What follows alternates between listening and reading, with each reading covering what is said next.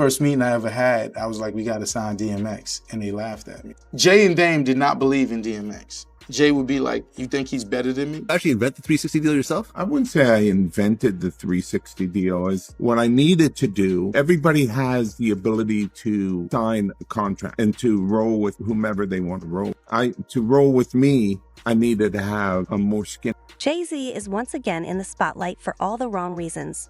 This time, EVE has spilled the tea, accusing Jay of allegedly throwing shade at the legendary DMX. But hold on to your hats because there's more to this story than meets the eye.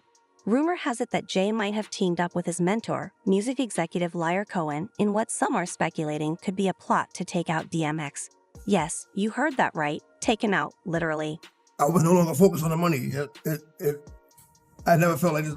I later found out that he laced the blunt with crack. Now fans are calling out Jay-Z, claiming that his supposed commitment to the black community doesn't align with his actions of allegedly undercutting fellow black artists. To add fuel to the fire, there are whispers suggesting that Jay-Z might have had a hand in orchestrating DMX's downfall with the help of higher-ups in the music business, including his mentor Lyor. You see, DMX wasn't one to shy away from calling out the shady dealings of those at the top. He even used to claim that a bunch of rappers were basically bending over for their record label bosses, and he wasn't speaking metaphorically either. They the record label executives, and it's like there's too much of that going on. Right. You know what I'm saying? Let me be me. Let me be the artist that I am and just play my motherfucking music. You know what I mean? Exactly. Now they want you all up under this, sitting at the going to dinner with. But wait, there's more. Enter VVTI with some explosive allegations of his own. He's out here claiming that Jay-Z had some serious envy towards DMX and may have plotted against him behind the scenes. And if that wasn't enough drama for you, hold on to your hats because Irv himself had a run-in with Jay-Z that's straight out of a crime thriller. Word on the street is that Jay, along with his alleged partner in crime Diddy, ratted out Irv to the feds, framing him for a crime he didn't even commit. Why? Well, rumor has it that Irv and a bunch of other black music moguls were cooking up a plan to launch an all-black-owned music distribution company, aiming to keep the culture vultures at bay. However, Jay-Z and Diddy's mentors, Lyor Cohen and Clive Davis, supposedly weren't too thrilled about this power move, so they allegedly schemed up a way to block Irv's plans. But what's the scoop on Irv's claims about Jay supposedly conspiring against DMX? And is there any solid evidence to support the rumors about Jay and Lyor Cohen plotting to take out X? Let's break it all down. Used to watch me grind with X, and he was off with the hitman. And then something strange happened when I made Get At Me Dog. I used to tell Leo in the midst of the whole staff, and I would tell him, yo, shut the f up, yo. I said, you work better when you shut up and get behind me. Did you notice that anyone who's dared to spill the beans on Jay-Z and Diddy seems to end up in one of two places, either 6 feet under or labeled as crazy? Case in point, the legendary DMX. Rumor has it that DMX tried to expose both Jay-Z and Diddy for allegedly conspiring with white label owners against their fellow black artists. In one recently resurfaced interview, DMX dished out the dirt on Diddy and accused him of financially exploiting his artists. Well, Locks got signed before I did. Even though I bought the Locks Tour Riders, they got signed. They were a safer group, Puff signed them. And it was a blessing and a curse because they were sure they were happy about getting signed first, and they were on the Benjamins and shit was going. But then he made them jiggy and put them in suits and made them write lyrics for him and took all that publishing and like, damn. I'm glad I didn't, you keep that. And we went to, as soon as they got signed, D was like, yo, if you like the Locks, X is like Big Dog, those are the Puffs, you luck. And then in another interview, DMX spilled the tea about how Diddy initially gave him the cold shoulder when it came to a deal at Bad Boy. But when Diddy got wind of a sweeter offer from Def Jam, suddenly he was practically begging X to stick around. However, DMX wasn't feeling the vibe with Diddy because he allegedly caught wind of some shady business going down behind the scenes at Bad Boy. Maybe 3 weeks after I got signed to Def Jam. He's like, yo, I'll lace your pockets. I'll double what they gave you and lace your pockets. I'm like, nah, I'm cool. But let's shift the spotlight over to Jay-Z because there's so much conversation around Diddy and his laundry list of alleged wrongdoings, while Jay isn't getting nearly as much scrutiny. It's like he's slipping through the cracks while everyone's eyes are glued on Diddy. After DMX's passing in April 2021, Jay-Z popped up on LeBron James' show and claimed that despite X getting competitive with him, it was all love between them. There was a competitive thing, but it was big love. He was so competitive with me. I never met a human being more competitive with me, like ever, not even my big brother. But here's the twist that Jay-Z conveniently forgot to mention. According to DMX himself, it was actually Jay who was playing the competitive game. Back in 2004, Jay-Z became the president at Def Jam Records, succeeding Lyor Cohen. And according to X, that's when things took a turn.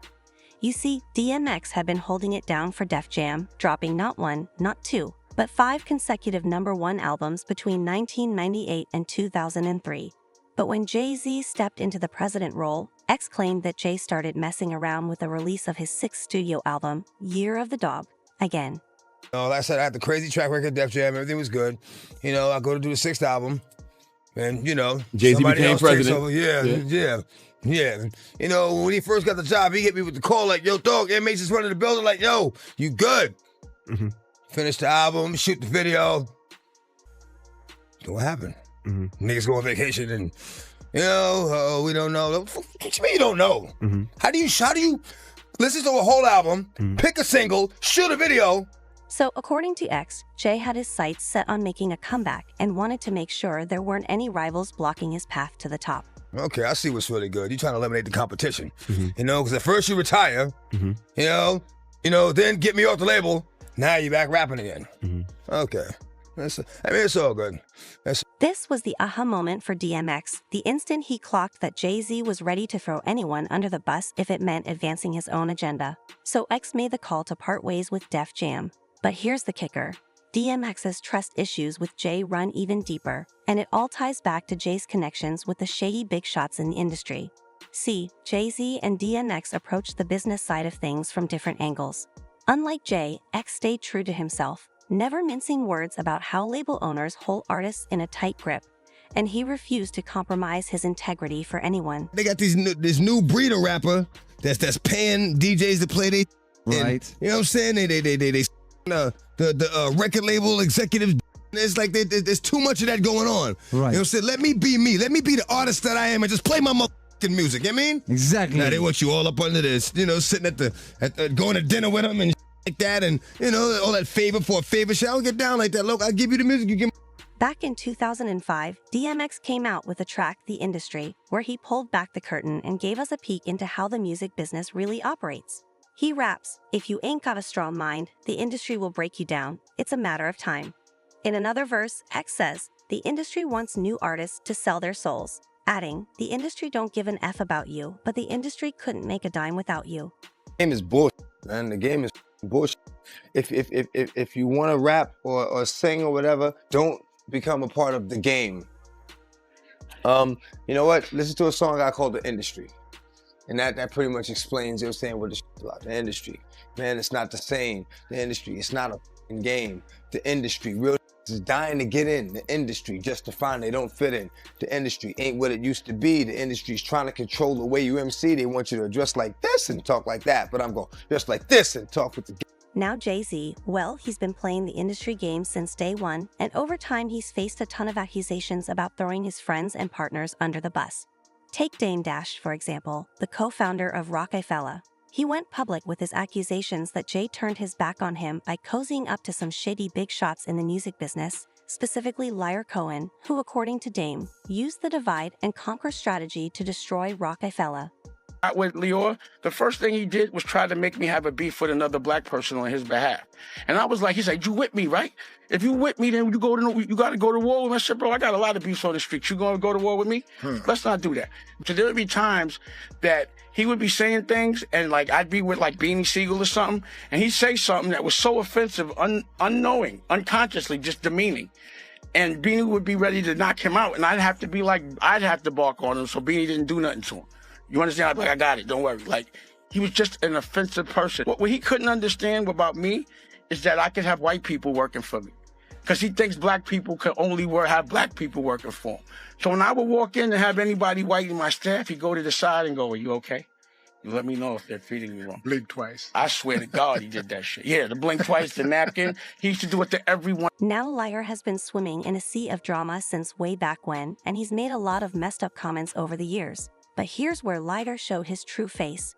In 2018, he made an appearance on The Breakfast Club and talked about the problem of substance use among rap artists, claiming he was sad about DMX's struggles with addiction. But when Charlemagne asked him why he continued to sign artists who promoted that lifestyle, Lyor didn't beat around the bush. He straight up said that's just how the business rolls. One of the biggest artists you ever had had a real bad drug problem, DMX. I'm so sad. It's the most dangerous. It's the most dangerous thing that's facing our society. So why sign an artist that would promote that? Because I already answered that question. You weren't paying attention. She asked me talent or issues, and I said talent. But I have to. I can't give up on people. I don't think that's hypocritical though. You're saying it's opportunistic. Yeah. I got people to feed. I got a business. And then when Lyor was asked about Dame calling him a culture vulture, he arrogantly dismissed the question. Money together. Made a lot of Come money. on, Lyor. Don't do that to him. I don't know him. I really don't. So, By the way, after Dame caught wind of Lyor's comments, he didn't hold back, taking to Instagram to say, "Thanks for this, Lyor Cohen, for proving my point. In true culture vulture form, they make money off us and then try to erase our true history and act like the real ones never existed." Now you might be wondering how all of this drama between Lyor and Dame ties back to DMX. Well, the rumor mill is churning with speculation that Lyor was the puppet master behind Jay-Z's interference with DMX's career. But wait, it gets even wilder. When DMX tragically passed away, Lyor took things to a whole new level with some seriously disrespectful comments at X's funeral. The send-off for DMX went down in Brooklyn on April 25, 2021, and Lyor was expected to be there to pay his respects. But he didn't bother showing up in person. Instead, he sent in a recording where he started off with some decent words about X, but then, out of left field, he went on to call DMX a gremlin and suggested that his death wasn't really a shocker. The race against time was that we all know X is a gremlin and reckless and looking for a wall to crash into. X, if you listen to X, if you see X, this is his death is no surprise. If you listen to and you watched who and what. Now, we all know that X battled his demons with substances, but to air all of that out at the man's funeral, I guess Lyor once again proved Dame Dash was right in typical culture vulture form. And since Jay-Z has referred to Lyor as his mentor, it's no wonder X kept his guard up around Jay. But that's not the only shady thing Jay did. The gossip mill is spinning tales about Jay and Diddy supposedly ratting out Irv Gotti and their fellow black record label owners to the feds to block their plans for an all-black-owned music distribution company. According to Irv Gotti, Suge Knight had this grand idea to unionize music artists, with the plan being to bring artists from all genres under one umbrella. Irv said, "In the music business, the artist, we have no union, there's no healthcare, it's nothing like that. It should be done." It was all his plan, and it was a hell of a plan.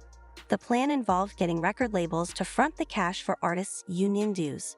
Right off the bat, they would tack on these extra expenses to the recording budgets, and then once the artist's album started selling, they have to reimburse the label for these costs, kind of like how they handle advances. The whole idea behind this setup was to hook artists up with essential benefits like healthcare and retirement plans, and it was really supposed to be a game changer for the music industry. Back in 2002, Suge gave a speech at the West Coast Hip Hop Summit and talked about how the big record labels keep artists on a tight leash by holding on to the rights of their masters. And let's face it, most artists just don't have the bargaining power to buy back their masters, which means they're stuck in this never-ending cycle of dependence on the labels. It's how many people want to have a union? How many people want to get together and say, okay, we're going to network. You got a deal at Universal and your points is too low. You got a deal at Universal that they got 100% of your publishing. You got a deal at Sony and you don't own your masters. But it's your artist. And I'm gonna tell you one other thing before you guys go. If you really want to know what's going on, is real plain and simple. A lot of record companies tell you that. At the end of the day, you have the right to buy your master. Suge then directly called out some big names in the game, including Diddy, for not stepping up and showing some solidarity. Where's Redman? Where's Irv Gotti? Where's P. Diddy?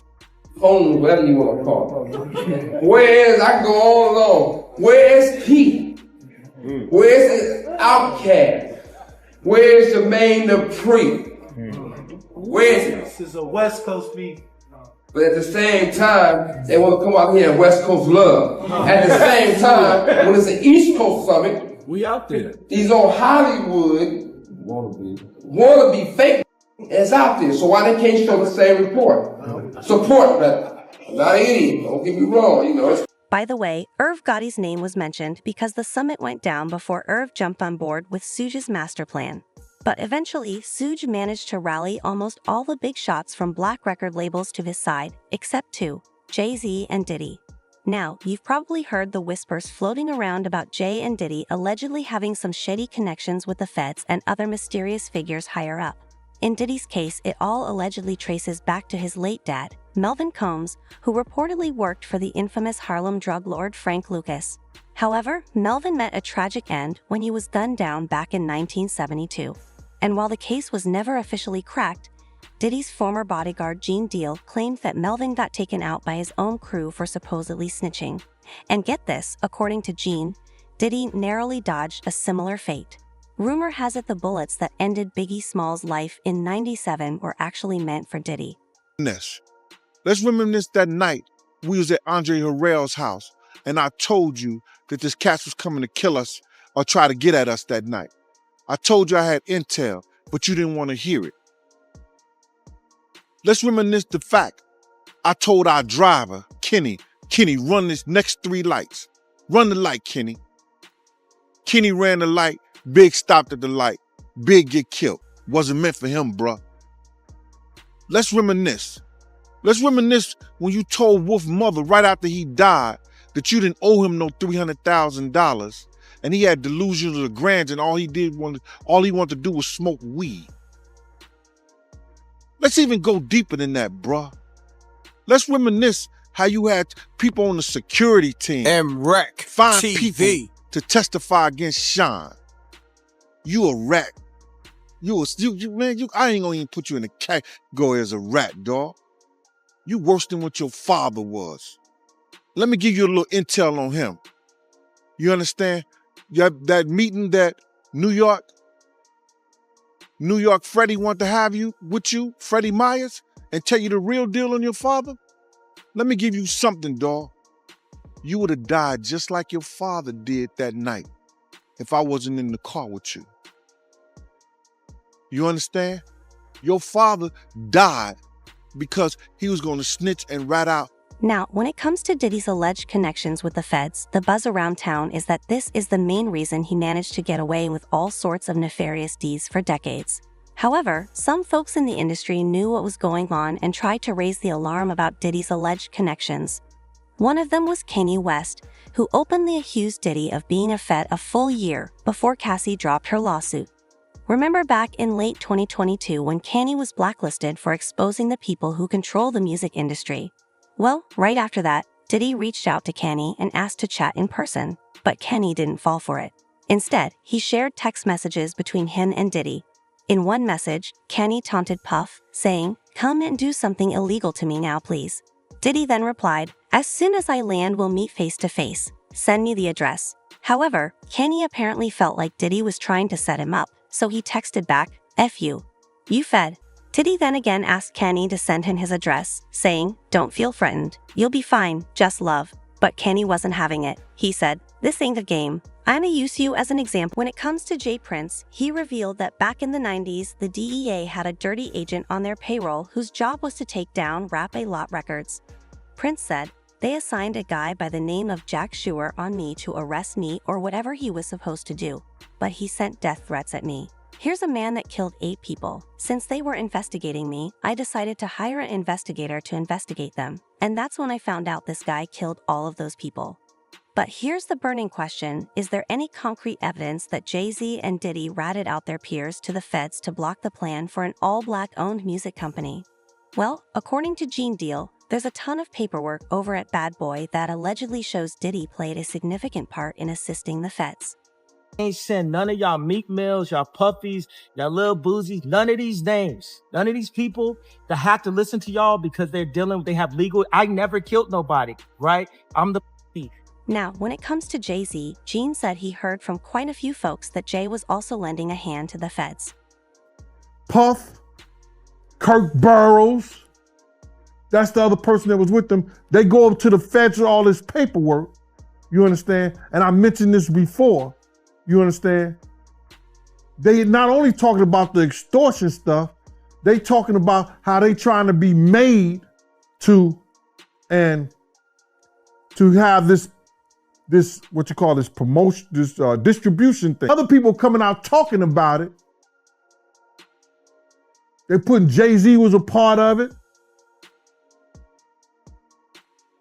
They telling their story, and it all is coincide what we said years ago. So Jay-Z, he told too? Said that years ago, man. Said that years ago. What are you gonna do? They're gonna do whatever. Yo, listen to me. They're the reason why rap in New York went down the drain. They made sure that these young cats didn't come up with platforms and didn't come up with. Adding fuel to the fire of these accusations swirling around Jay-Z, there's now an interview with Irv Gotti making the rounds where he claims that Jay was insanely jealous of DMX. Jay and Lyor Cohen used to laugh at X and never believed he would make it big. I was like, we got to sign DMX, and they laughed at me. I remember when I left the office, Tina Davis said, she knew I wanted to sign DMX. She said, if DMX don't sell, your ass is fired. Jay and Dame did not believe in DMX. Jay would be like, you think he's better than me? And I'd be like, he's nice just like you. I said, if you look in the hood, there's less of like you and more like him. Yeah, but he don't want to live that. He's depressing, Gotti. And I said, I don't give a f. So Jay used to watch me grind with X, and he was off with the hitman. And then something strange happened when I made Get At Me Dog. If you remember at the beginning of the video, it's the heartbeats. Doom, doom. DMX, doom, doom. Live at the tunnel. Y'all don't even remember the tunnel. Funk Maximus, doom, doom. And then I put that sound bite. Let's take it back to the streets, mother. Doom, doom. The video's flashing, f***ing up your eyes. It caused change. And now, there was no more shiny suits. We back to the hood, and X is the leader of this revolution. I used to put on the wall a triangle with 5. And they was like, they used to clown me. And they used to be like, who's gonna buy his records, Gotti? Chihuahuas, he's barking. No one wants to hear that bullshit.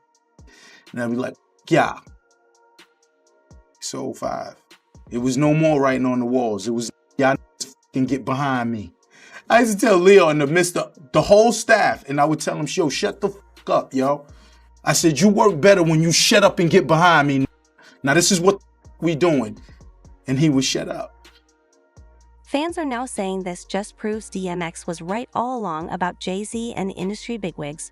And as for X's untimely demise, some folks are even taking it a step further and claiming it was an industry sacrifice. But what's your take on all this? Do you believe Jay-Z really conspired against DMX out of jealousy? And do you think there's something suspicious about X's death? Leave your thoughts in the comments, and then check out this next video.